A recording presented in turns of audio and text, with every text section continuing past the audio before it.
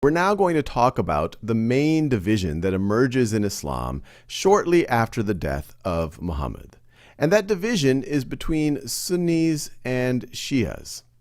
And this division even exists today, where roughly 90% of the world's 1.5 or 1.6 billion Muslims are Sunni, and roughly 10% are Shia. And that 10% is concentrated mainly in places like Iran, Iraq, but they are spread throughout the Muslim world or the world in general.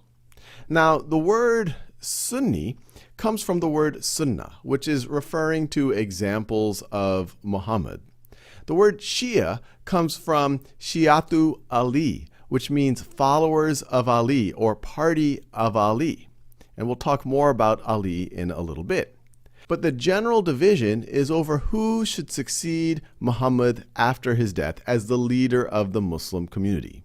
Shias believe it should be members of Muhammad's family and especially descendants of Muhammad, while the Sunnis believe that it doesn't necessarily have to be that. But as we'll see, this division becomes stronger and stronger and stronger as there's more and more bloodshed between the two parties.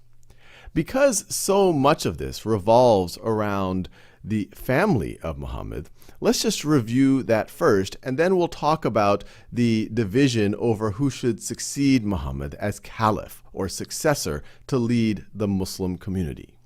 So you see Muhammad right over here, born 570. We have his birth on our timeline as well. And just to read this timeline, it goes from light blue to dark blue when Muhammad, according to Islamic tradition, starts to have the revelations from God. And the Muslim calendar starts at 622 at the time of the Hijrah, where the Muslim community, in order to escape persecution from the Quraysh, migrate from Mecca to Medina. Now, we've talked about several of these figures in other videos. Right over here, you have Muhammad's dad, Abdullah, who dies several months before Muhammad is born. You have Amina here, who is Muhammad's mother, and she dies when Muhammad is 6 years old.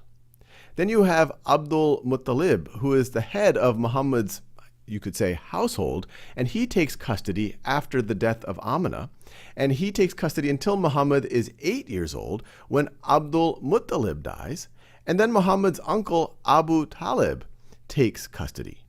And it's under Abu Talib that Muhammad learns his trade as a merchant and as a trader.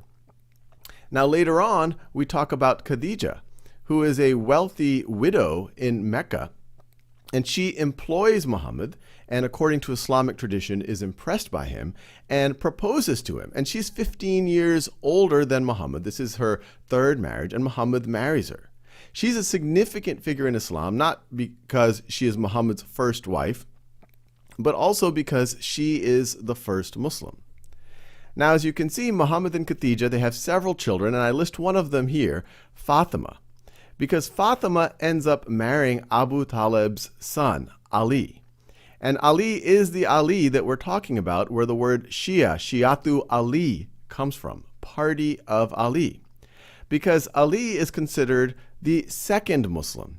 He is one of the early followers of Muhammad. As you can see, he is Muhammad's cousin. He grows up in the same household with Muhammad, with Abu Talib, and he is also Muhammad's son-in-law. He marries Fatima, and they have several children, two of which are Hassan and Hussein, who figure very prominently in the narrative I'm going to talk about in this video and the next.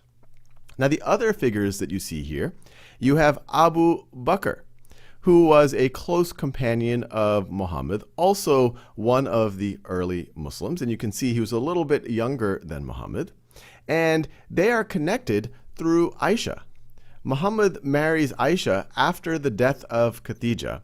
And Aisha is a significant figure in early Islam. She's considered to have a very strong personality. Many of the hadith are narrated by her. The hadith are the Muslim traditions and accounts of Muhammad's life, and it's a significant part of the religion outside of the Quran.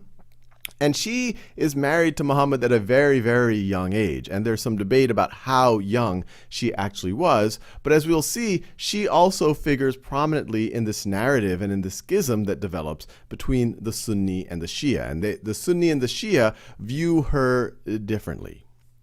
So let's go back to the timeline here. So as Muhammad's life nears its end in 632, in previous videos we talk about his final pilgrimage to Mecca. And then on his way back to Medina, at a place like Ghadir Qum, he gives a sermon that is especially very important to the Shia.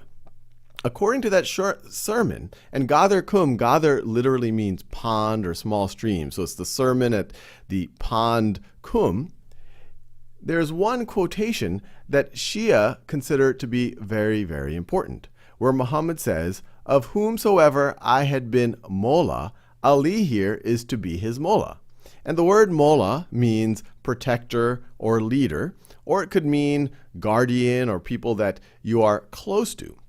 And the Shia view this as clear evidence that Muhammad intended Ali to be his successor.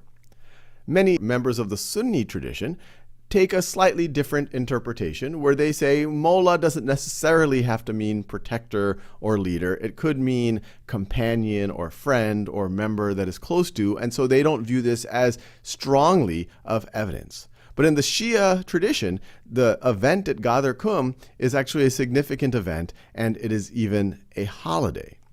So that's the evidence that Shia point to as why Ali should be the successor. But then Muhammad dies.